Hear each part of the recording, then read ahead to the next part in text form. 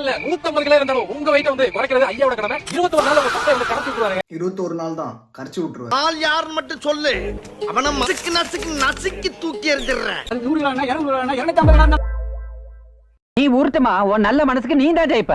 இந்த பூரா மூலிகைகளை பூரா எடுத்து அரிய மூலிகைகளை எடுத்து அரிய வகை மூலிகை. இப்ப கேட்பீங்க என்ன இன்கிரீடியன்ஸ் போட்டிருக்கீங்கன்னு. அரிய வகை மூலிகை ஒழுங்கா சாப்பிடணும். ஓகே. இந்த பொண்ணு வந்து அவங்க ஒரு மாத்திரையிலே அவங்க வந்து இப்ப ரிசல்ட் பண்ணுவாங்க. 5 கொஞ்சம் எடுக்கலாம்.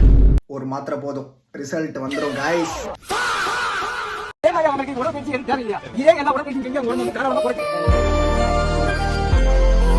அந்த மருந்து சாப்பிட்டுட்டு அப்படியே பெட்ல படுத்தீங்கன்னு வச்சுக்கோங்களேன், அதுவே வந்து புஷ்அப்ஸ், சிட்அப்ஸ், ஸ்குவாட்ஸ், கிரன்ச்சஸ் எல்லாமே பண்ணிடும். இப்போ உங்களுக்கு புல்அப்ஸ் வரலன்னு வச்சுக்கோங்களேன், இந்த மருந்து சாப்பிட்டு பாராண்ட போய் நில்லுங்க, புல்அப்ஸ் தானா வந்துடும். இல்ல வந்து லேடிஸ் வந்து குழந்தை வந்து தொப்பை தான் தெரியும். இல்ல வந்து தைராய்டு வந்து கழுத்துல வந்து புடிச்சிட்டாங்க பாரு.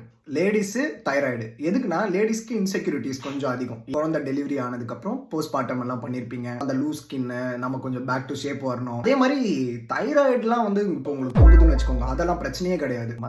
மருந்து சாப்பிட்டீங்கன்னா நீங்க உங்களுக்கு என்ன இருக்கு, உங்களுக்கு கேன்சர் இருக்கா, ஆனாலும் இந்த மருந்து சாப்பிடுங்க, சரியாயிடும்.